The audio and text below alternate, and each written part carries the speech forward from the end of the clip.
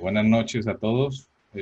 La línea académica de Derecho Público y Económico, el Centro de Estudios Latinoamericanos, que hacen parte de la Facultad de Ciencias Jurídicas y Políticas de la Universidad Autónoma de Bucaramanga, les da la bienvenida al conversatorio Reflexiones sobre modelos jurídicos utilizados en Sudamérica para el control de la actual pandemia. El día de hoy nuestro ponente invitado es el doctor Eduardo Esteban Galicio, doctor en Derecho y Ciencias Sociales y postitulado como profesor adscrito de Derecho Público de la Universidad de la República en Uruguay, director general del Centro de Documentación y Estudios Constitucionales de Uruguay, investigación A nivel 1 del Sistema Nacional de Investigadores de Uruguay, profesor titular emérito de Derecho Constitucional de la Universidad de Montevideo, presidente de la sección Uruguay y miembro del Consejo Asesor del Instituto Iberoamericano de Derecho Constitucional, presidente de la Asociación Uruguaya de Derecho Constitucional, miembro de la Junta Directiva del Instituto Iberoamericano de Derecho Procesal Constitucional, investigador asociado de la Universidad de Montevideo, catedrático, profesor titular grado 5, director de Derecho Constitucional en las universidades uruguayas desde 1976 y es autor de más de 300 obras principales en materias de su especialidad. El día de hoy la moderadora del presente evento va a ser la doctora Osilda Ramírez, a quien me permito darle la palabra. Doctora. Muchas gracias, doctor Julián.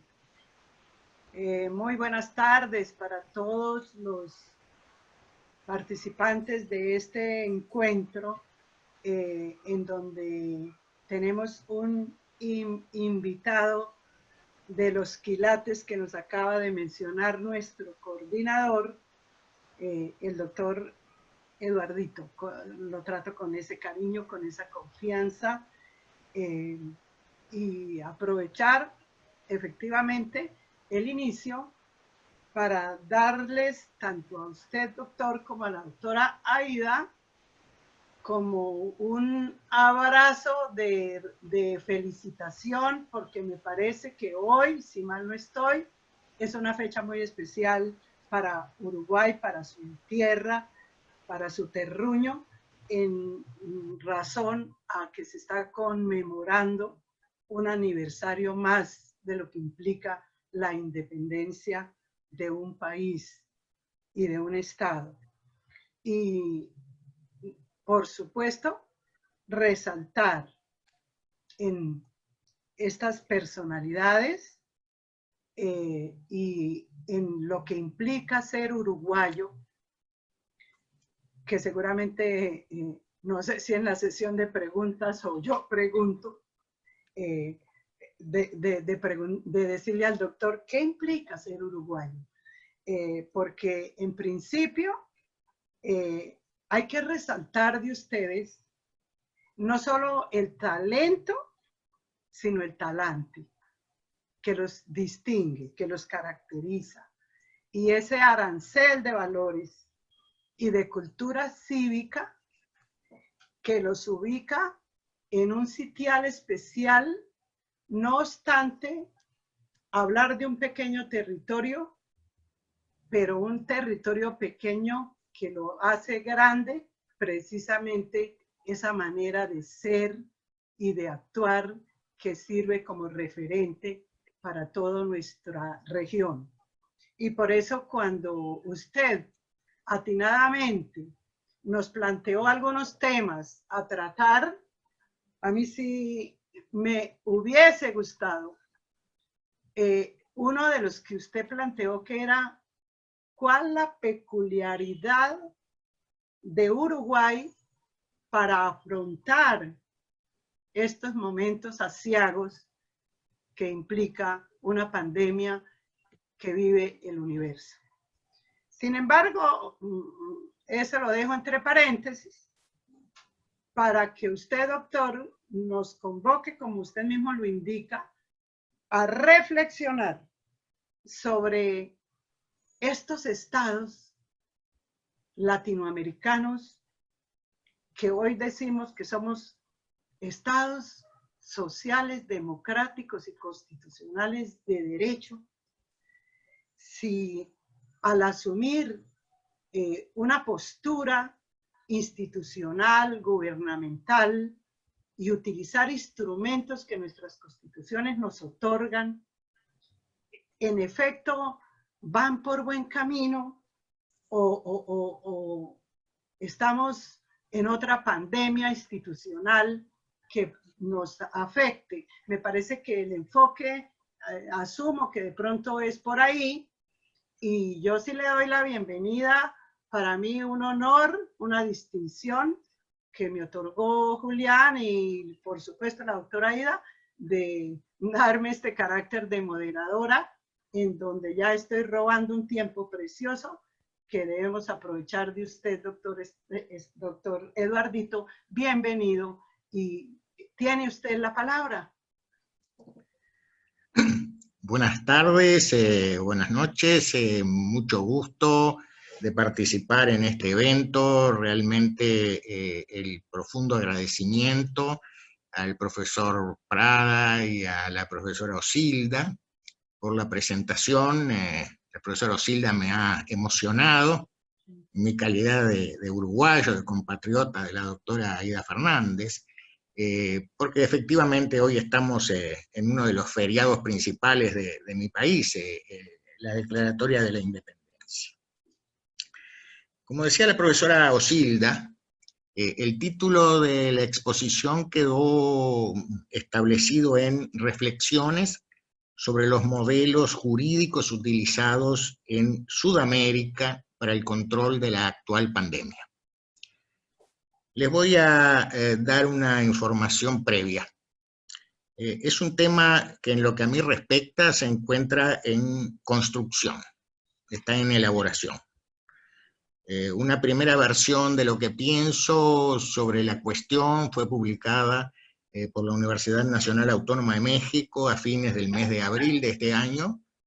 En los próximos días también la UNAM publicará las contribuciones de 191 académicos que fuimos convocados a los efectos de dar nuestras opiniones en cuanto a los aspectos de nuestras respectivas especialidades atinentes a la pandemia COVID-19. Entonces, es un tema, insisto, pues, que está, en lo que a mí respecta, en elaboración. De allí que muy bien está establecido el título de Reflexiones sobre los modelos. Se trata, de alguna manera, de ver si podemos avanzar en plantearnos cuáles pueden ser los modelos o tipologías de las soluciones jurídicas que se han adoptado por los estados sudamericanos para enfrentar la pandemia. Creo que un primer aspecto a considerar es cuánto se han ajustado o cuán desajustados están los respectivos estados sudamericanos respecto del modelo convencional que resulta de documentos de la Corte Interamericana de Derechos Humanos y de la Comisión Interamericana de Derechos Humanos. Me refiero específicamente a la declaración de la Corte Interamericana del 9 de abril de 2020, que fijó los parámetros en concepto de este órgano jurisdiccional interamericano que deben cumplir los estados para enfrentar la pandemia. Y por otra parte, y simplemente a vía de ejemplo, hago referencia a dos comunicados entre varios posibles, al comunicado 60/20 y al comunicado 130/2020 de la Comisión Interamericana de Derechos Humanos, que refieren respectivamente el primero a los aspectos generales de orden de tratamiento por los estados de la pandemia COVID-19 y el segundo con mayor especificidad a la cuestión de los DESCAS, de los derechos económicos, sociales, culturales y ambientales, en la perspectiva contemporánea frente a esta situación. Evidentemente, día a día nosotros vamos tomando conocimiento de qué medidas están adoptando los respectivos estados y eso nos permite evaluar, verificar hasta qué grado se están ajustando o desajustando a la declaración de la Corte Interamericana o a los comunicados de la Comisión Interamericana de Derechos Humanos. Decía, documentos que he mencionado tan solo a título de ejemplo, porque hay varios otros, como por mencionar un tercero, la posición de la Comisión Interamericana de Derechos Humanos en punto a los derechos de las personas que se encuentran afectadas por el virus de COVID-19. Ahí tenemos una primera posible línea de razonamiento para individualizar modelos. Y yo diría, bueno, nos da dos posibilidades de base, la posibilidad de pleno ajuste a las directivas de los órganos del Sistema Interamericano de Protección de Derechos Humanos y la posibilidad antagónica, que es la de relativo ajuste o desajuste directamente a esas directivas. Una segunda línea de razonamiento tiene que ver, desde mi punto de vista, con la forma en que los estados se han comportado respecto del cumplimiento del artículo 27 de la Convención Interamericana sobre Derechos Humanos o Pacto de San José de Costa Rica. Es sabido por todos los integrantes del auditorio que el artículo 27 del Pacto de San José admite la posibilidad de suspensión de determinados derechos en casos muy específicos, con ciertas limitantes que no pueden ser afectados, derechos como el reconocimiento de la personalidad jurídica, el derecho a la vida, el derecho a la integridad personal, la prohibición de esclavitud y servidumbre, la prohibición de lesión del principio de legalidad y de retroactividad, libertad de conciencia y religión, protección de la familia, derecho al nombre, derechos del niño, entre los principales. ¿Qué han hecho los estados sudamericanos en cumplimiento del artículo 27 del Pacto de San José? Advertimos de la información pública que determinados estados han realizado varias comunicaciones a la Secretaría General de la OEA respecto de cuál es el alcance de la suspensión de derechos y garantías que han dispuesto. Habitualmente esas comunicaciones están acompañadas por el texto de los documentos que reflejan esas afectaciones de derechos, libertades y garantías. Por citar algún ejemplo, han hecho las comunicaciones Argentina, Chile, Paraguay, Colombia, Perú, etc. Hay determinados estados que no han hecho comunicaciones. Entre ellos se destacan Uruguay, Brasil, México, por citar tres ejemplos. ¿Por qué? Bueno, hay una forma de interpretar, es porque no se han utilizado poderes de emergencia del Poder Ejecutivo. No se han utilizado institutos que importen suspensión o descaecimiento de derechos o garantías. Esa sería la interpretación posible en el caso de Uruguay. Podría ser diferente en el caso de Brasil, porque en el caso de Brasil el gobierno ha adoptado una actitud muy distinta en punto al tratamiento de la pandemia y no le da el valor que le asignan a prácticamente la totalidad de los otros estados. En este punto hay aspectos que nos van definiendo lo que yo me atrevería a llamar submodelos.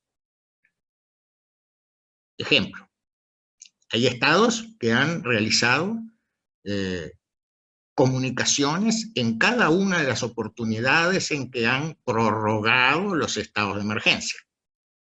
Hay estados en los cuales nos encontramos con que se ha hecho la comunicación en el marco de previsiones constitucionales que limitan el total de días que pueden ser objeto de adopción de este tipo de institutos de descaecimiento de derechos, libertades o garantías. Y hay estados, un ejemplo, ya que me dirijo a un público, a un auditorio que es básicamente colombiano, como el caso de Colombia, que en su última comunicación elenca 25 medidas que ha tomado y que tendrán una proyección hacia el futuro. Tenemos ahí entonces otro parámetro para buscar definir modelos. Cómo se ha actuado respecto del cumplimiento del artículo 27 del Pacto de San José. Esto es relativamente fácil hacerlo. Se hace un tanto más complejo cuando uno va al examen de cómo han actuado los estados sudamericanos respecto del cumplimiento del artículo 4 del Pacto de Naciones Unidas de Derechos Civiles y Políticos. El artículo 4 del Pacto de Naciones Unidas de 1966 es en algún grado paralelo al artículo 27 del Pacto de San José, porque también naturalmente hace referencia a la suspensión de derechos o garantías, establece excepciones, y los estados deben dar cuenta a la Secretaría General de la Organización de las Naciones Unidas respecto de este tópico. Generalmente se hace bastante más difícil la búsqueda de material que permita individualizar la actitud de los respectivos estados respecto del cumplimiento del artículo 4 del Pacto de Naciones Unidas. He visto que algunos estados sudamericanos hacen puntual cumplimiento del artículo 27 del Pacto de San José, pero sus cancillerías no dan cuenta en el marco del Pacto de 1966. Ya que vamos teniendo algunas líneas, algunos andariveles que nos permiten, en mi concepto, ir buscando cuáles pueden ser los modelos para esta problemática.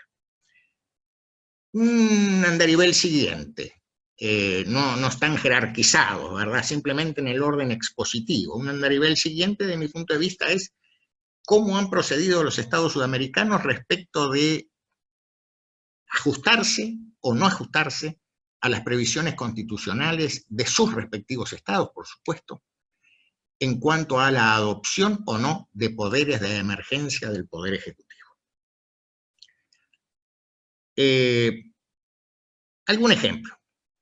Tenemos el caso muy conocido de la República Argentina, que ha optado por utilizar intensamente los llamados en la Argentina DNU, decretos de necesidad y urgencia. En otros estados, decretos legislativos, decretos delegados, en fin.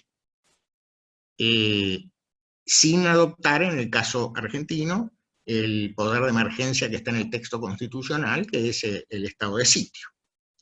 Esto tiene toda una lógica, ¿verdad? Porque si nosotros hacemos un mínimo estudio de derecho constitucional comparado, comprobamos sin ninguna dificultad que en América Latina no se ha avanzado como en estados europeos en la regulación constitucional de estos poderes de emergencia. Siempre me gusta decir en las clases que uno puede hacer una comparación con España, donde en la Constitución de 1978 se incorporaron diversos poderes de emergencia del Poder Ejecutivo que apuntan a situaciones concretas. Uno puede tener aquí en la región, en Sudamérica, el ejemplo de la Constitución de Chile de 1980, con previsión de diferentes poderes de emergencia. Y se encuentran en las antípodas con soluciones como pueden ser, a título de mero ejemplo, la argentina o la uruguaya. En el Uruguay lo que se prevé en materia de estos institutos de emergencia es lo que establecía la Constitución original de 1830, Entre 1830 y el presente no hay ningún cambio. El único poder de emergencia con que cuenta el Poder Ejecutivo es la medida pronta de seguridad, que su naturaleza se define por la raigambre que tiene de origen en la Constitución de Chile de 1828. Son medidas, son prontas y asegurativas. ¿Y para qué casos? Para los casos de ataque exterior o conmoción interior. Cuando se plantea una situación como de la pandemia actual y uno contrasta con esos textos constitucionales, no se encuentra una posibilidad de hacer aplicación de los mismos en una forma, diríamos, razonable, ¿verdad? porque a su vez, ¿qué prevé este tipo de poder de emergencia, como en el caso del Uruguay? Prevé que el arresto o traslado de las personas de un punto a otro del territorio nacional. Entonces, lo que estoy diciendo es, bueno, tengo otro andarivel de análisis, que es si los estados acudieron o no acudieron a las previsiones constitucionales en materia de poderes de emergencia. Aquí yo creo que empiezan a advertirse diferencias notorias. Uruguay no tomó ningún poder de emergencia del Poder Ejecutivo. La Constitución uruguaya no prevé decretos de necesidad de urgencia o decretos de legislación delegada. Uruguay actuó exclusivamente en el marco de una ley del año 1934 sobre salud pública, expidiendo algunos decretos de orden reglamentario frente a la actual situación. Y la otra gran característica de ese modelo o submodelo que es el uruguayo, pues consiste en que no hay prácticamente ninguna disposición, hay exhortaciones. Se exhorta a los habitantes de la República el ejercicio responsable de su libertad. Ese fue el esquema original, ¿verdad? Entonces tenemos que hay estados que acudieron a los poderes de emergencia del Poder Ejecutivo, de suspensión de garantías, de libertades, de derechos. Hay estados que se mantuvieron dentro de los límites de lo previsto para los casos de normalidad y expidieron tan solo alguna disposición complementaria. El número de estados que verdaderamente en Sudamérica se han plegado al modelo de usar poderes de emergencia son los que han comunicado, ¿verdad? Como decía, Panamá, Guatemala, Argentina, Paraguay, Chile, Colombia, Ecuador, etcétera, etcétera, que han comunicado a la Secretaría General de la OEA. Ese modelo, su modelo, ha sido bastante común que se le contraste con las conclusiones de la Comisión de Venecia respecto del mismo tema en cuanto a cómo se debe proceder en el marco de los poderes de emergencia del Poder Ejecutivo. Me estoy refiriendo a la decisión de la Comisión de Venecia, revisada en 2011, donde encontramos las grandes pautas, los grandes criterios con que los estados deben medirse, en ese caso europeos, pero insisto, se han trasladado, porque son de un gran valor doctrinal esas recomendaciones de la Comisión de Venecia, se han trasladado por lo común en los análisis que se han hecho en América del Sur y en general en América Latina. Yo mencioné al comienzo que uno de los primeros análisis que había hecho sobre este tema, que fue publicado por la Universidad Nacional Autónoma de México en abril de 2020, pues allí se incorporan trabajos de académicos de otros países donde se hace precisamente referencia a esta cuestión de la aplicabilidad de las previsiones de la Comisión de Venecia. Hay un elemento sumamente relevante, que son las que yo he llamado variables fácticas, las variables de hecho. Uno tiene una cierta deformación como jurista.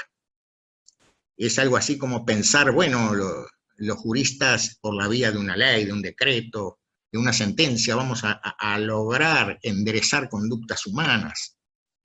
Yo tengo para mí que el derecho se encontró en esta situación en los primeros días del mes de marzo de 2020, una situación que dependía en cada estado de las variables fácticas. Me refiero a temas que yo no conozco porque no soy especialista, pero que me voy a permitir enumerar alguno de ellos.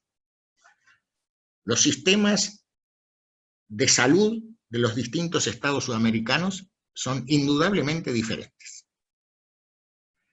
Y la situación de esos sistemas al inicio de la pandemia también era muy distinta.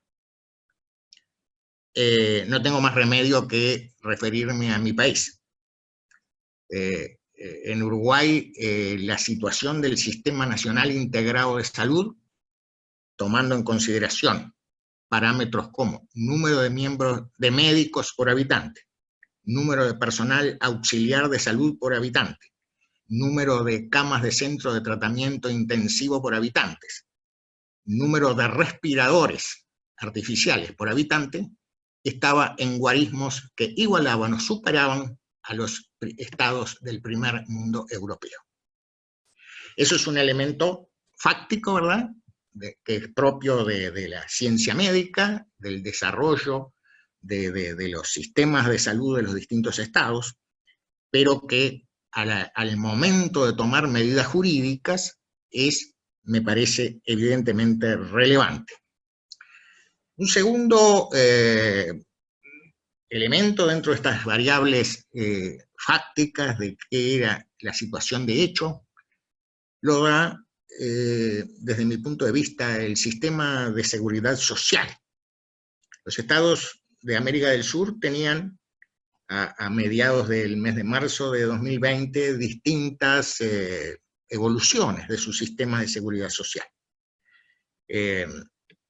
Por aplicación de disposiciones constitucionales y de una legislación ya muy antigua, de hace algo más de un siglo, en Uruguay teníamos un sistema de seguros por enfermedad muy desarrollado, un sistema de seguros por desempleo también muy desarrollado, muy difundido. Entonces, frente al impacto de la excepcional pandemia, lo que el Estado uruguayo debió hacer fue simplemente poner en funcionamiento esas previsiones para épocas de normalidad en cuanto a el sistema de seguridad social. Un tercer subrubro dentro de las situaciones fácticas muy distintas. Uruguay tomó medidas de orden tributario y medidas económicas que se ajustaron desde un primer momento a las previsiones de la declaración de la Corte Interamericana de Derechos Humanos y a las recomendaciones de la Comisión Interamericana de Derechos Humanos. Algún ejemplo.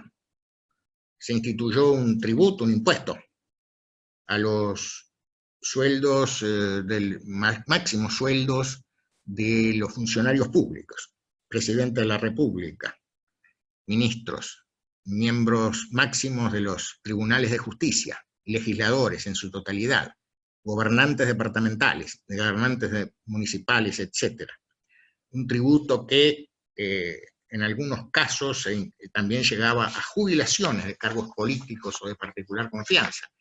Accedió al entorno de más del 30%, el 37% en algún caso. O sea que las medidas adoptadas en cuanto a la situación económica que se encontraba al momento de desencadenarse la pandemia era muy diferente.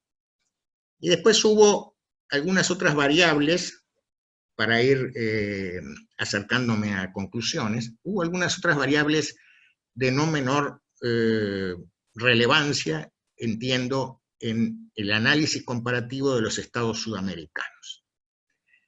¿Qué sucedió en cada uno de los estados sudamericanos con el funcionamiento del poder legislativo? Excepcionalmente, en algunos estados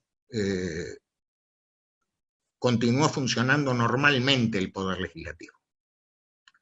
En otros hubo situaciones de duda, caso de la Argentina, el planteo de una consulta de constitucionalidad de las sesiones virtuales, que fue desestimada por la Corte Suprema de Justicia de la Nación Argentina. Y en algunos casos transcurrieron días, demasiados días, sin que se ejerciera el control político que constitucionalmente se confía a los órganos del poder legislativo en ciertos estados. Insisto entonces que eso me da algunas posibilidades de análisis, porque hay estados en los cuales nunca se produjo una discontinuación o un enlentecimiento del funcionamiento de los controles del poder legislativo hacia el poder ejecutivo y hacia los demás sistemas orgánicos, y hay estados en los cuales ese enlentecimiento se produjo. Y tenemos algo parecido con el poder judicial. En el poder judicial yo he podido comprobar comparativamente cómo hay casos en que prácticamente no existió alteración en el funcionamiento, casos en los cuales el funcionamiento se vio afectado aproximadamente por 30 o a lo sumo 45 días, y casos en los cuales aún hoy hay dificultades en el funcionamiento del Poder Judicial. Considerando todas esas variables, es que yo me he permitido esbozar la posibilidad de presentar algunos modelos en cuanto a la reacción de los estados sudamericanos en cuanto a la pandemia COVID-19. En verdad, voy a insistir, es algo que está en lo que a mí respecta en elaboración, es para someterlo a la reflexión. Yo creo que hay posibilidad de individualizar un modelo al que me atrevo a llamar democrático, que tiene la posibilidad de una apertura hacia dos vertientes. El modelo democrático de los estados que no utilizaron facultades excepcionales o de emergencia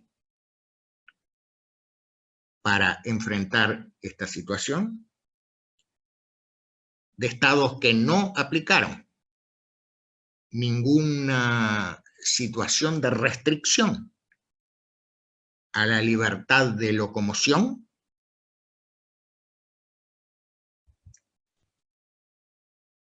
estados que no dispusieron ninguna clase de confinamiento y estados que hicieron lo contrario. Yo no voy a ingresar en este momento en la cuestión del idioma español acerca de cuál es el verdadero significado de la voz confinar. Literatos de primer nivel mundialmente han aclarado que en verdad no hay en ningún estado posibilidad de confinar en función de las medidas que se han adoptado. Y estados, entonces, que es un buen ejemplo Uruguay también, en que no hubo medidas de esa naturaleza. Nosotros lo que tuvimos fue una exhortación a restringir las salidas del domicilio, con una muletilla que se reiteraba por los medios de comunicación: quédate en casa, cuídate, ejerce responsablemente tu libertad. Hubo un planteo del Partido Frente Amplio en el curso del mes de marzo de 2020 de que se dispusiera una medida de reclusión obligatoria en los hogares. Seguramente el auditorio sabe que el Partido Frente Amplio gobernó Uruguay durante 15 años hasta el 1 de marzo de 2020. Y el 1 de marzo de 2020 accedió a la presidencia de la República un candidato del Partido Nacional, que es uno de los dos partidos más antiguos del Uruguay, en una coalición pentapartido. O sea que cambio de gobierno el 1 de marzo, definición de la pandemia por la Organización Mundial de la Salud y adopción de la medida por Uruguay 13 de marzo. En esa situación, el Partido Frente Amplio, por medio del expresidente, 2 veces presidente constitucional de la República, el doctor Tabaré Ramón Vázquez Rosa, planteó una restricción absoluta de movilidad para la población. Y el nuevo presidente, el doctor Lacalle Pou, decidió que optaba el gobierno por la libertad. Entonces, dentro de los modelos democráticos tenemos aquellos que enfrentaron la pandemia mediante aplicación de disposiciones previstas para épocas de normalidad por la vía de tratar de convencer a los habitantes y a los ciudadanos de cuál era la mejor solución. Y por otra parte, estados que actuaron dentro de las previsiones de la Constitución para los periodos de normalidad, pero acompañadas de determinadas restricciones.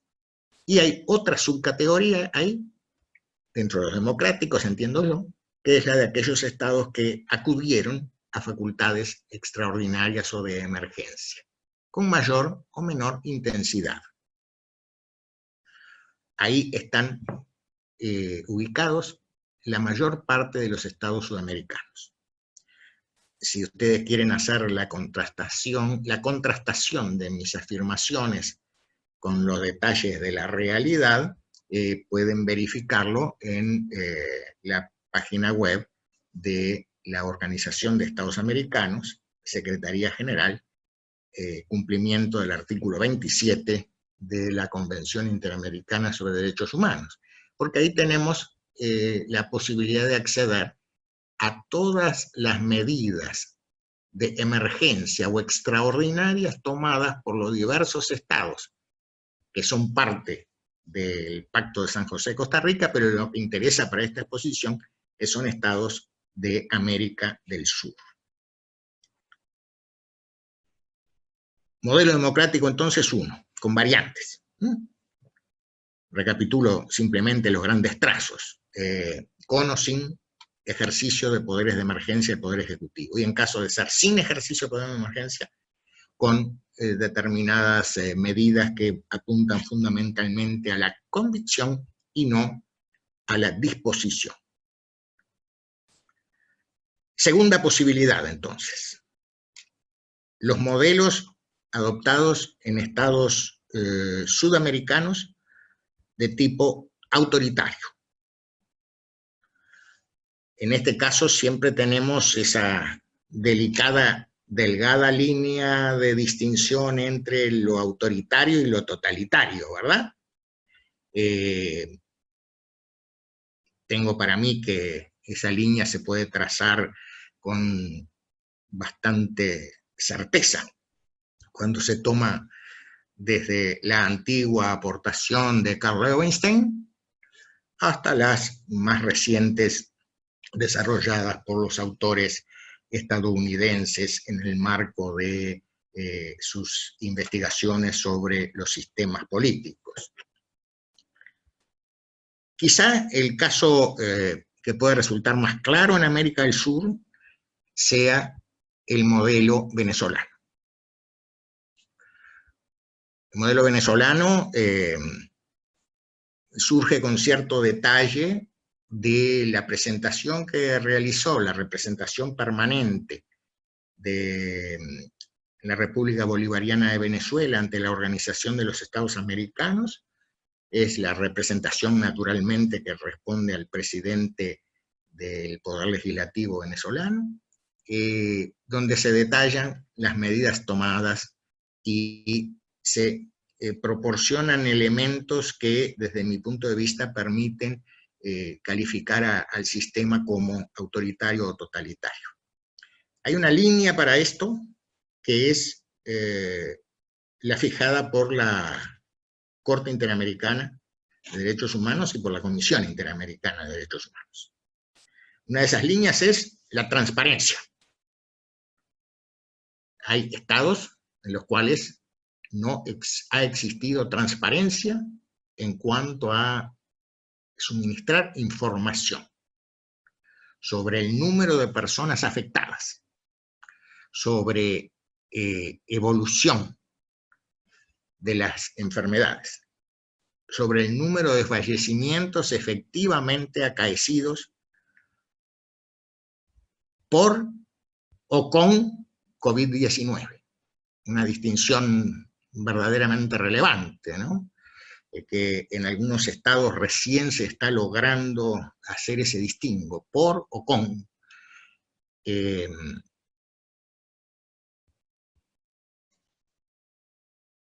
Falta de transparencia es un factor que ha permitido, me parece, individualizar en algunos sistemas rasgos de autoritarismo. Y hay, entiendo, en América del Sur, otro modelo que está siendo muy estudiado por autores de Brasil y autores europeos, ¿no? Y es el modelo populista de enfrentamiento de la pandemia, con diversas características, por supuesto. Algunos autores enfocan el modelo de los Estados Unidos de América, el modelo estadounidense, el modelo brasileño, en algunos aspectos el modelo mexicano. Tienen algo en común, aunque tengan diferencias. Lo que presentan en común es una actitud de prácticamente menospreciar la problemática de la pandemia y atribuirla a factores que se tratan de canalizar en contra de los respectivos gobiernos. Yo creo que entonces tenemos como grandes modelos el democrático, con esa apertura, ese abanico de posibilidades que indiqué, modelo autoritario, difícilmente distinguible del totalitario, y un modelo populista. En este momento no creo que se pueda avanzar mucho más, por lo menos con mis limitados dotes, en la individualización de modelos. Lo que uno puede avanzar es enmarcar diferencias entre los diversos estados. Creo que estoy en alrededor de 40 minutos, que es lo que habíamos manejado.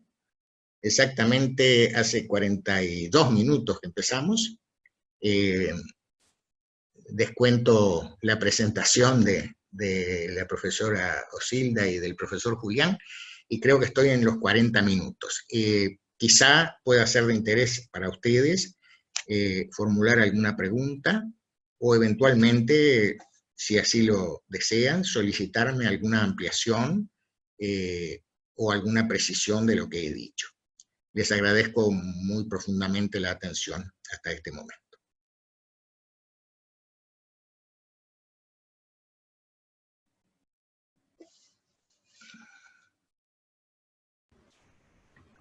Doctor Osilda.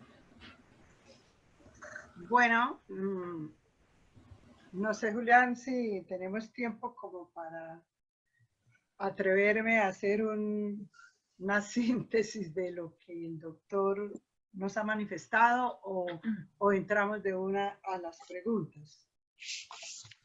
¿Qué me dice usted, Julián?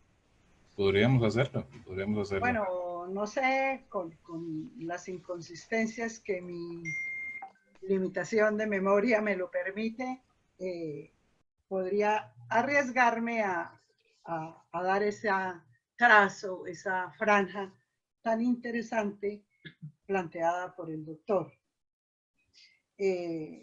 Tomael advierte en principio que lo planteado en este conversatorio está en vía de construcción, y por consiguiente asume lo que la Corte Interamericana de Derechos Humanos y la Comisión Interamericana ha manifestado frente a la pandemia, y de pronto las recomendaciones y sugerencias que estos organismos plantean para efecto de dar algunas soluciones jurídicas que muy seguramente son de carácter preventivo para evitar alteraciones a los derechos humanos sobre todo. También advierte la posibilidad de evaluar las medidas que los estados han asumido, los estados que ya él refirió, en cuanto a tomar si realmente esas medidas son unas medidas de ajuste o de desajuste frente, digámoslo así, al mismo sistema jurídico, no solamente de cada estado, sino a nivel internacional o supranacional. Y lo mismo que él piensa en cuanto a cuál es el comportamiento de los estados frente a los compromisos que han adquirido con la comunidad internacional, refiriéndose especialmente al Pacto de San José de Costa Rica y con un tema muy sensible, cuál es la suspensión de determinados derechos, que es lo que también causa escozor en el ámbito de un Estado democrático. Y entonces se pregunta, ¿qué han hecho? Y entonces nos cuenta, nos refiere de algunos estados que acudieron a comunicaciones ante la Organización de los Estados Americanos, entre ellos incluye a nuestro país, por lo menos para efecto de relacionar, digámoslo así, alguna postura frente al fenómeno, y con una característica de algunos estados que no lo hicieron, y es el caso, por ejemplo, de Uruguay y de Brasil. Y nos dice el por qué no lo hicieron. Nos dice también, nos habla, por ejemplo, del pacto de la ONU, del artículo 4, de los derechos civiles y políticos, que de nuevo él pone el dedo en la llaga con respecto a la suspensión de los derechos y las garantías. Y un tercer aspecto es cómo han procedido los estados basados en sus propias constituciones.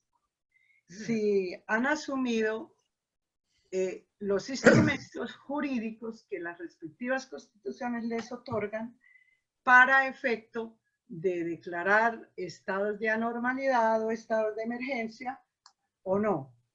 Y de nuevo, que afortunadamente el doctor sí me está complaciendo, por lo menos a mí, en el fenómeno de Uruguay, en la medida en que Uruguay no utilizó ningún instrumento de anormalidad, en principio interesante porque sencillamente se basó, no sé la estatura de la ley, pero en la categorización de leyes, como es el caso nuestro, pero él advierte que simplemente acudió a una ley de salud pública, cosa que me parece tan interesante, y que en ese orden de ideas lo que hizo Uruguay fue acudir a la potestad reglamentaria para darle desarrollo o para instrumentalizar para el caso que nos ocupa el aspecto de salud pública. Y una cosa supremamente interesante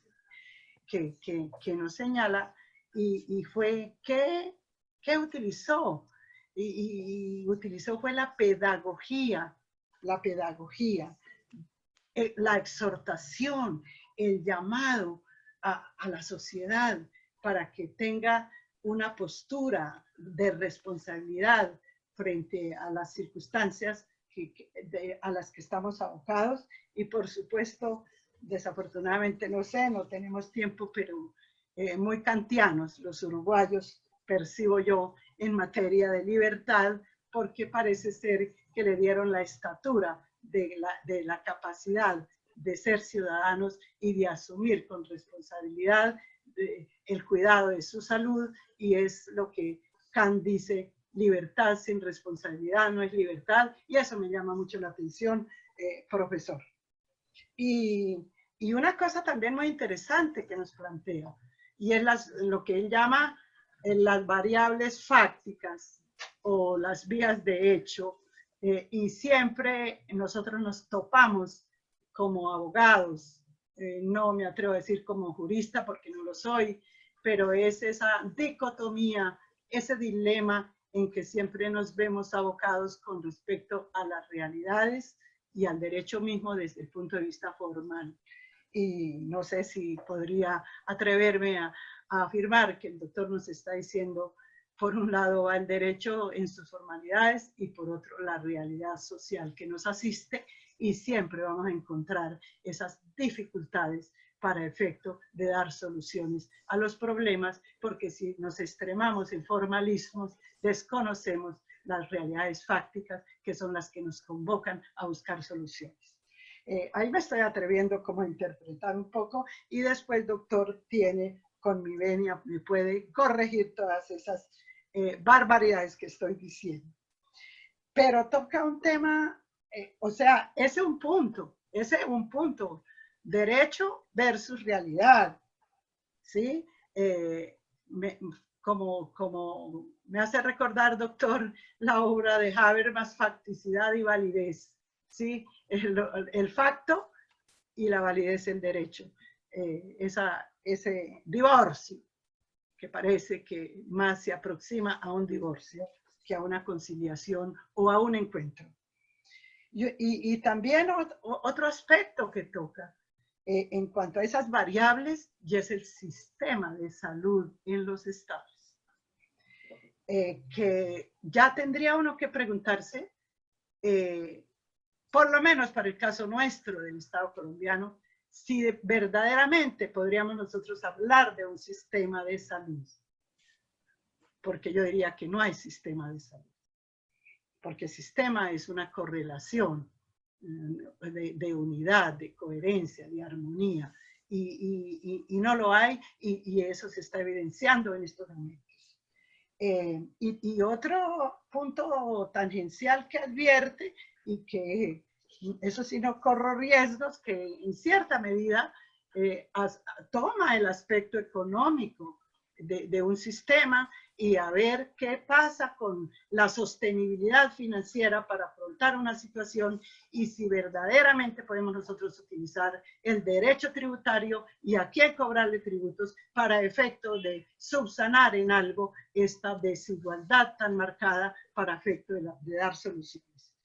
Y un análisis comparativo que él hace en cuanto a la institucionalidad de los estados respecto al poder legislativo, por ejemplo, si el poder legislativo tuvo la capacidad de asumir y de afrontar la situación y no se dejó llevar por circunstancias distintas, o se congeló y no tuvo la capacidad de ejercer el control político a medidas que en un Estado democrático necesariamente tiene que estar presente para cuestionar esas medidas.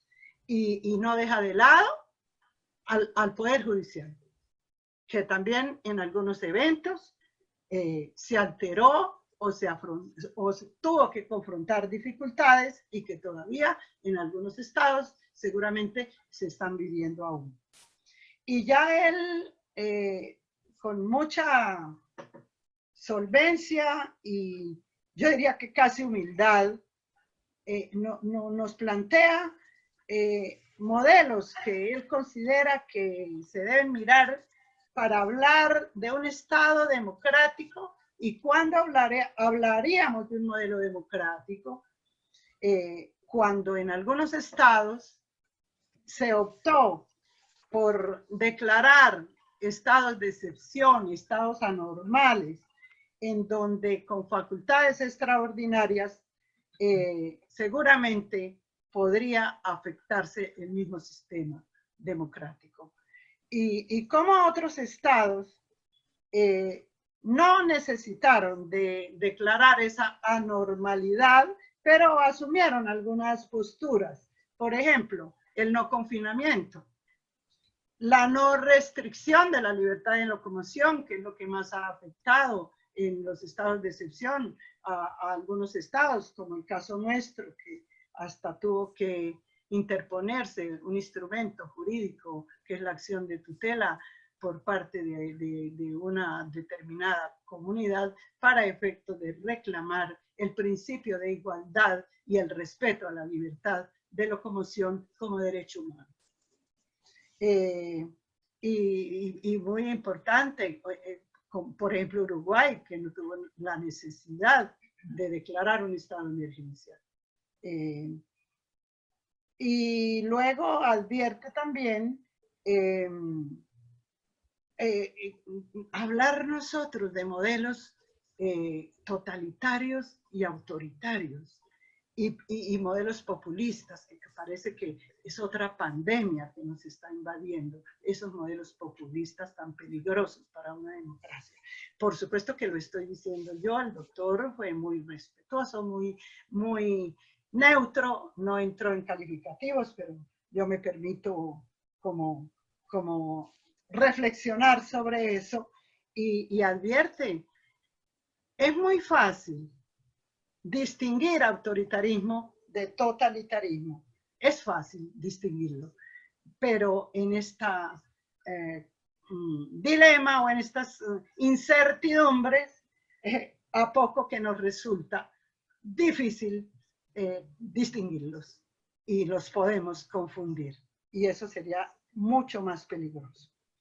Y una vergüenza cuando nosotros hablamos de un modelo democrático como Estados Unidos, en donde está cayendo en un populismo barato, en donde hablar de estados civilizados o muy adelantados, y parece que no hay distancia ya con los países que denominaría Boaventura de Sousa de la periferia.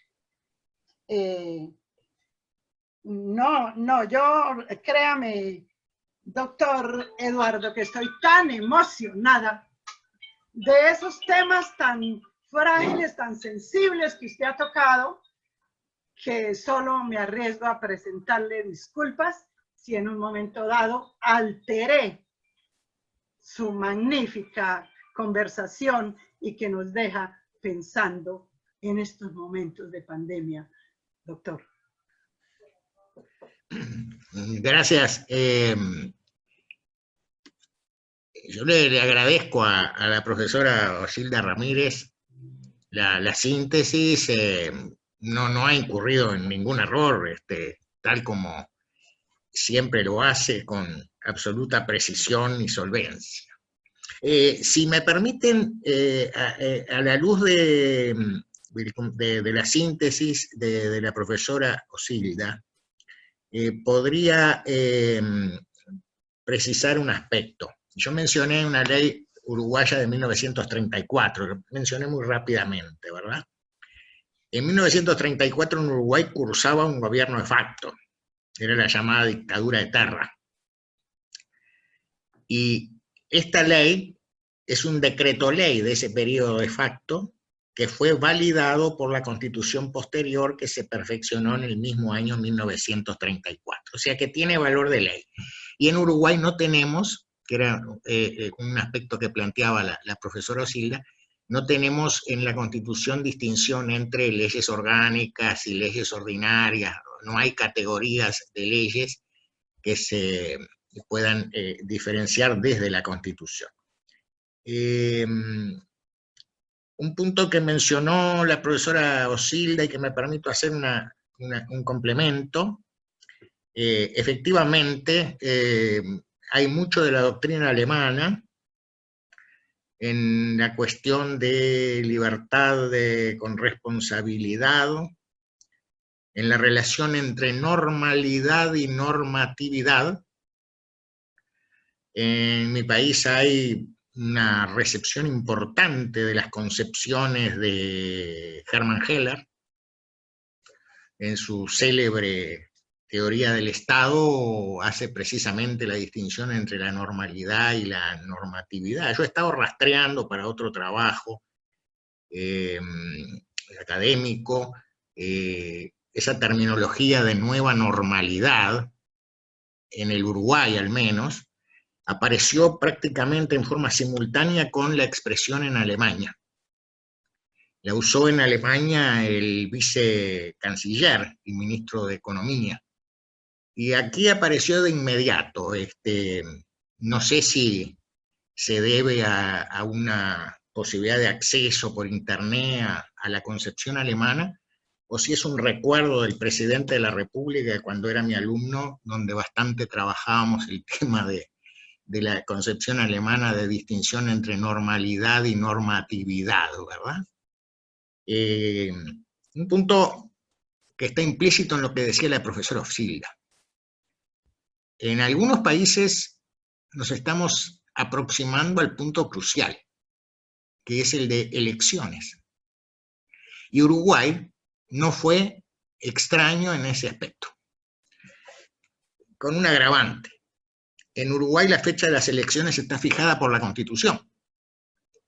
Y la Constitución fijó para el mes de mayo la elección de los gobernantes departamentales y municipales. El Tribunal Electoral, Corte Electoral, una especie de Corte Suprema de Justicia en materia electoral que existe en Uruguay, con la misma posición institucional, jerárquica que la Corte Suprema de Justicia, decidió convocar a los partidos políticos, y los partidos políticos por unanimidad aprobaron una ley postergando para el mes de septiembre las elecciones. Yo he sido un tenaz opositor de esa solución. Yo hubiera preferido que la Constitución se hubiera reformado de acuerdo con los procedimientos. Sé que es muy engorroso en el mes de mayo encarar esa reforma constitucional, pero bueno, en Uruguay el gran problema es que la Constitución no puede reformarse si no es con un plebiscito de ratificación. Entonces, ¿cómo se convocaba el plebiscito? En plena pandemia. Digo, no olvidemos ese tema porque es un tema que empieza a estar presente en las noticias de prácticamente todos los días, noticias políticas, ¿verdad? Y lo último, que la tan interesante presentación que hizo la profesora Ramírez, hay un autor brasileño joven, en la Universidad de San Pablo, Luis Arcaro Conci, que está estudiando y liderando proyectos de investigación en cuanto a la cuestión del populismo en América Latina y otros modelos que hay en el mundo, y sus proyecciones al derecho constitucional. Yo me permitiría decir que una, digamos, primera de mi pensamiento está accesible por internet, que es una publicación de la Universidad Nacional Autónoma de México, opiniones técnicas sobre temas de relevancia nacional, el número 20, en torno a la emergencia sanitaria por COVID-19, y el título es Derecho Constitucional Comparado, coordinadores Diego Valadez y Nuria González. Por si a alguno le interesa, ahí tiene una fuente de algún desarrollo sobre Uruguay. Y en los próximos días se publicará otro volumen con bastante mayor amplitud.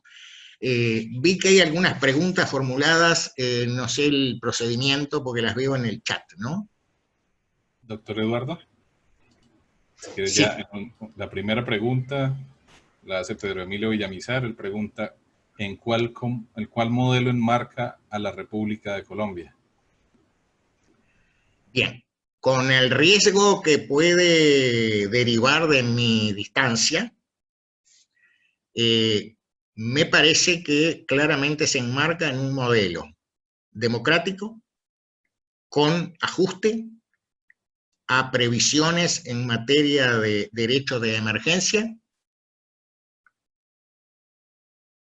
que ha dado cumplimiento a las obligaciones internacionales en materia de derechos humanos, y lo seguí con atención hasta la comunicación, creo recordar que es de 12 de junio de 2020, de la representación de Colombia ante la Organización de los Estados Americanos, en la cual el ENCA, creo que en aquel momento lo conté, eran algo así como 25 medidas que se mantenían a partir de ese momento en vigor respecto de los habitantes y los ciudadanos colombianos.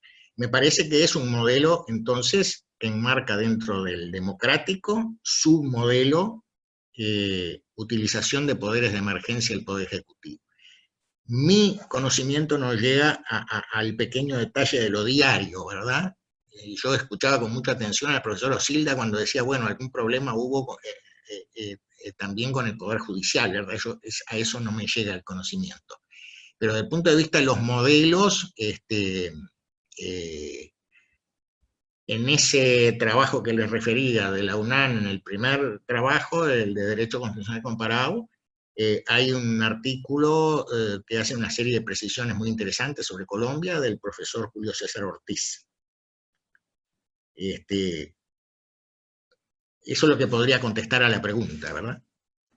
Listo, doctor Eduardo. La segunda pregunta, en realidad son dos preguntas, hace el estudiante Zinedine Hernández. Doctor Eduardo, usted hacía referencia a que en Uruguay la figura de estado de emergencia no existe en la Constitución, sino por el contrario, dicho estado ha sido regulado con base a una ley de 1934 por medio de unos decretos reglamentarios. ¿Podría, por favor, explicarnos desde su perspectiva constitucionalista y como uruguayo por qué en la Constitución de 1967 uruguaya no consagraron ni regularon la figura de estados de emergencia? Porque obviaron esta teoría política de Carl Smith en la Constitución, entendiendo que también, al igual que la Constitución colombiana, ustedes tienen una Constitución de un gran número de artículos. ¿Ha tenido algún tipo de consecuencia de debate constitucional no haber regulado esta figura en la Constitución?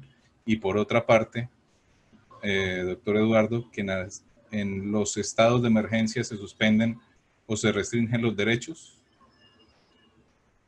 Bien, algunas precisiones. Yo no dije que la Constitución uruguaya no prevea poderes de emergencia. La Constitución uruguaya tiene 3 poderes de emergencia en su texto. Artículo 31, suspensión de la seguridad individual, es el nombre del instituto. Artículo 168, ordinal 17, medidas prontas de seguridad. Yo mencioné la medida pronta de seguridad, que era una medida pronta y asegurativa. Y tercera hipótesis, artículo 253 constitucional, que es la eventualidad de funcionamiento de la jurisdicción militar en los casos de estado de guerra. O sea, la Constitución uruguaya tiene previsiones en materia de poder de emergencia. No tiene poderes de emergencia que sean adecuados para enfrentar una pandemia como la de COVID-19. Eso es la precisión principal. Dice acá el amigo que formula la pregunta, si se debatió en el Uruguay, sí se debatió intensamente, con participación de los más importantes constitucionalistas y en general publicistas de la República. Se debatió en el año 1971, en momentos en los cuales se discutía acerca de cuáles eran los instrumentos jurídicos con que se contaba de acuerdo con la Constitución para enfrentar al movimiento guerrillero, el Movimiento de Liberación Nacional Tupamaro. En ese momento, el más grande constitucionalista uruguayo de la historia, Justino Jiménez de Arechaga Macol, nosotros lo conocemos por el tercer Arechaga, porque 3 abuelo, hijo y nieto fueron catedráticos de Derecho Constitucional, me refiero al tercero, al nieto, dijo en el Poder Legislativo que era necesario actualizar el derecho constitucional uruguayo para prever otros poderes de emergencia y no se hizo en aquel momento. Con posterioridad, bien decía el estudiante, la última constitución uruguaya, digamos, globalmente enmendada fue en 1967, plebiscito de 1966, y con posterioridad no hubo ninguna posibilidad de volver a discutir ese tema. ¿Por qué no se discutió después? Porque por efecto de los sucesos que se desarrollaron entre 1973 y 1985 de gobierno de facto, no están dadas las condiciones en el Uruguay políticas para modificar las disposiciones en materia de poderes de emergencia del Poder Ejecutivo. Creo que con eso contesto más o menos lo sustancial de las preguntas, ¿verdad? De esta pregunta. Sí, señor. La siguiente pregunta la hace Juan Sebastián Higuera.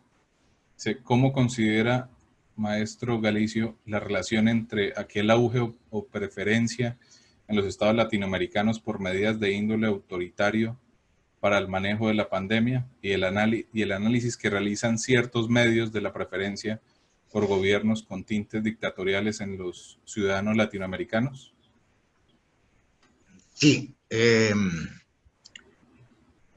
grave problema, ¿no? Yo cuando era muy joven,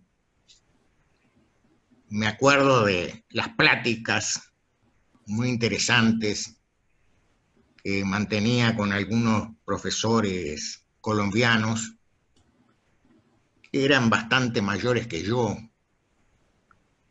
caso de Restrepo Piedrahíta, y sus preocupaciones sobre la desviación del modelo presidencial, que es el llamado presidencialismo latinoamericano. Yo creo que ese es un problema, coincido con la pregunta de Juan Sebastián, es un problema propio de nuestro subcontinente, de América del Sur. Hay riesgos, sin duda, y los riesgos se presentan en tanto y en cuanto hay cierta facilidad para caer en la adopción de esas medidas en estos momentos. Hay estados en que aparentemente los riesgos son mayores que en otros. Estoy hablando al día de hoy, ¿verdad?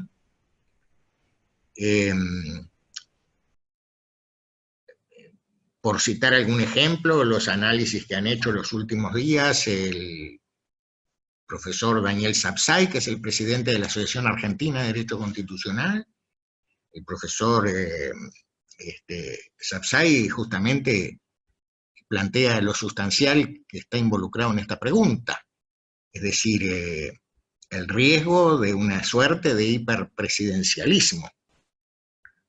La semana pasada tuvimos una actividad justamente virtual, con participación del distinguido catedrático italiano Luca Mesetti, y partiendo la base que el sistema italiano es de tipo parlamentario y no presidencial, se advierte también en Italia, como en otros estados de sistemas parlamentarios, un acrecentamiento de las potestades del Ejecutivo en demérito del Judicial y de otros centros de autoridad. O sea que es un tema que comparto con Juan Sebastián, la preocupación, especialmente en nuestra área, ¿no?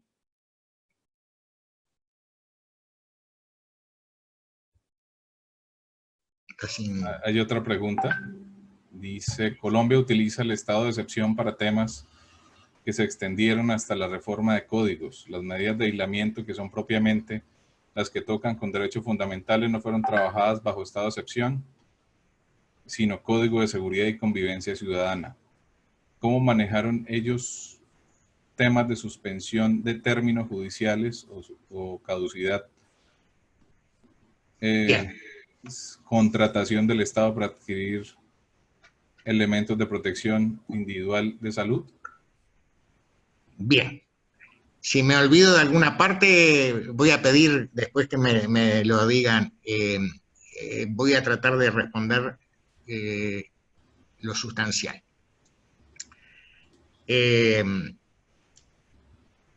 Uruguay no tuvo necesidad de modificar las disposiciones en materia de compras estatales en virtud de la pandemia. Lo que hizo Uruguay fue, y la pregunta me permite desarrollar ese aspecto, crear lo que llamamos el GACH, Grupo Asesor de Científicos Honorarios. Está encabezado por 3 científicos uruguayos de reconocimiento universal unánime, un médico, un matemático y un biólogo. Ellos encabezan ese grupo asesor científico honorario vía la Oficina de Planeamiento y Presupuesto, que es una dependencia de la Presidencia de la República, se interconecta con un par de centenares de científicos uruguayos en todas las áreas involucradas, todos honorarios, y formulan recomendaciones que son canalizadas hacia la presidencia de la República, y el presidente de la República, por regla general, ha respaldado esas recomendaciones acogiéndolas. No tengo conocimiento de que ninguna de las decisiones importantes que se han tomado en los últimos 5 meses hayan sido contra el parecer de ese grupo científico asesor honorario. Ese grupo se pronuncia, por ejemplo, si están dadas las condiciones para llevar a nivel de normalidad absoluta el horario de funcionamiento de las escuelas primarias. Y ese grupo dice, a partir de tal día es factible. Un ejemplo, la noche del 24 al 25 de agosto en mi país, como es previa al feriado de la Independencia, se celebra desde hace algo más de 40 años una festividad que se llama Fiesta de la Nostalgia.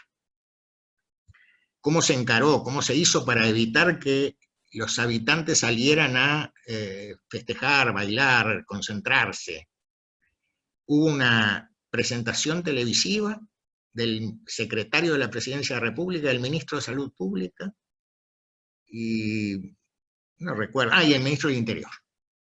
Y reiteraron la exhortación. Y trataron de llevar a la reflexión a los ciudadanos de que era favorable al interés general, al bien común, evitar concentraciones que podían generar un resurgimiento del virus. O sea que desde el punto de vista de las compras no hubo alteraciones. Había otros aspectos de la pregunta que me gustaría contestar, pero se me han escapado ahora.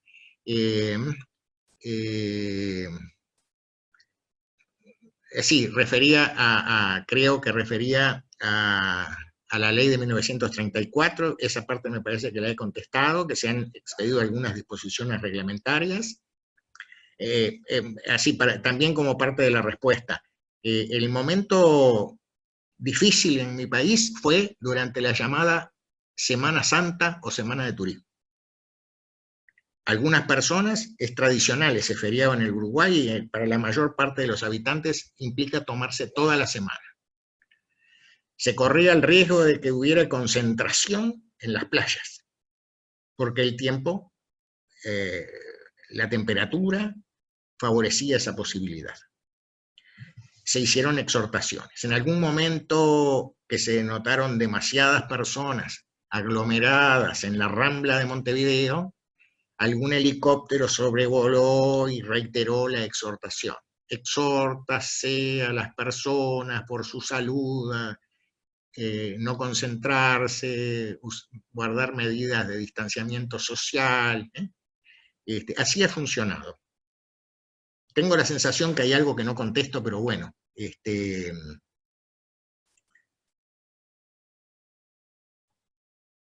Doctor Eduardo, si quiere, pues... ¿Cómo no? Pidiéndole disculpas de manera anticipada y teniendo en cuenta que nos extendimos un poquito, le voy a hacer la última pregunta de la que participaron los estudiantes. Con gusto, con gusto. Y la hace Nicolás Picón, quien dice, buenas tardes. Frente a la constante vulneración de derechos a raíz de la pandemia, ¿qué competencias tiene la ONU y la Corte Interamericana en medida de protección de los derechos humanos? A nuestros derechos humanos falta agregarle la palabra a excepción de. ¿Cómo ponderamos los derechos de un estado de excepción? Sí. Yo no soy partidario de las ópticas pesimistas sobre estos temas, sino más bien de las ópticas optimistas.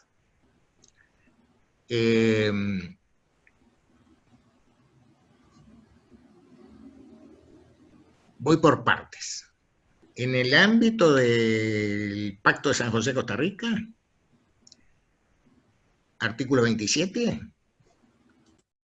los estados dan cuenta al secretario general de la OEA para que éste transmita a los restantes estados. puede ser que por razones coyunturales los demás estados no tomen las medidas correspondientes. A mí me parece bastante claro que en hipótesis como la que se plantea en la pregunta, lo que hay que aplicar es la Carta de la Organización de los Estados Americanos, con el protocolo según redacción de la Ciudad de Buenos Aires, más la Carta Democrática Interamericana. ¿No es este el momento de entrar a elucidar cuál es la naturaleza jurídica de la Carta Democrática Interamericana? No soy partidario tampoco de hacer afirmaciones como las que se formularon cuando Venezuela propuso en aquel lejano momento la elaboración de la Carta Democrática Interamericana. Algunos dijeron es un instrumento sui generis, pero me parece que en función de la jurisprudencia de la Corte Interamericana de Derechos Humanos ya se le da un valor jurídico relevante a la Carta. Bueno, sin ir más lejos, en la sentencia de hace pocos días del caso Petro versus Colombia, hay no muchas, pero alguna referencia a la Carta Democrática Interamericana. O sea que el sistema debería funcionar. Esto que digo para el sistema interamericano también lo puedo trasladar al sistema europeo y al sistema mundial y al sistema que menos conocemos, que es el de África, el sistema de defensa de derechos y libertades fundamentales africano. Pero yo creo que nuestros países deberían optimistamente pensar que ante apartamientos de la legitimidad están accesibles los instrumentos jurídicos para lograr un restablecimiento de la normalidad. Para cerrar, en algún trabajo he dicho, nueva normalidad, cuidado, la que genera la pandemia COVID-19. Nueva normalidad, cuidado. Estamos en una transición, en algo de transición, en un pasaje hacia el restablecimiento de la normalidad, que será más o menos lento, pero que todos debemos confiar que puede darse en un futuro más o menos próximo. Bueno, yo le estoy a disposición, pero como dijo el apreciado colega Julián, estamos en el límite temporal y no me gustaría seguir usando los minutos de los distinguidos integrantes del auditorio.